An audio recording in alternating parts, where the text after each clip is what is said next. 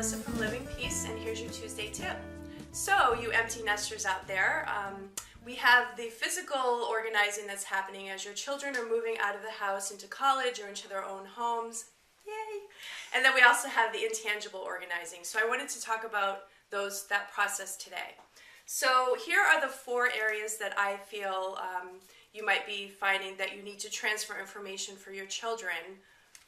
They are financial, insurance, records, and phone. So under financial, the areas that I was thinking of are the checking and savings account. If you don't have one established, you might want to get one established with them. I know for my children, I'm still a co-writer on their account to help them transition successfully.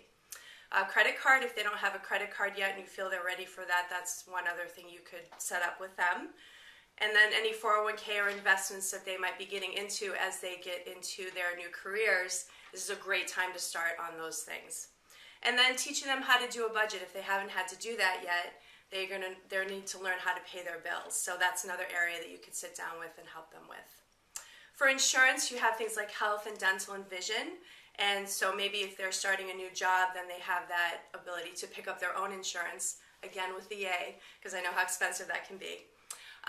Things like car insurance and AAA, so that they have protection and coverage and have it on their own and they're paying for it themselves. Life insurance, again, as they get established in their own careers and find that they now have assets they want to protect, that's another area.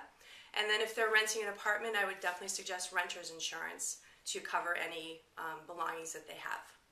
As for records, thinking of things like transferring their health information from their pediatrician to their adult doctor, and also just making sure that they have their ID, because they will certainly need it as they go off on their own, things like their passport, their birth certificate, and their driver's license, and social security cards.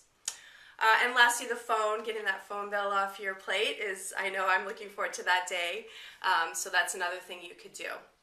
So in order to do that, you may have to do a couple things in terms of the process, and so these are suggestions to make sure that they have the contact information for the the provider of the service that you're transferring to, that any logins you may need to share with them if you're both still on the same account, sharing that information with them so they know how to log in. And finally, any changes of address, or maybe you're actually setting up your own accounts with them. So I hope that helps you. I know it's a lot to think about, but these are some ideas you could start looking at, and good luck to your empty nesters. Thank you. This is Melissa, and we'll see you next week.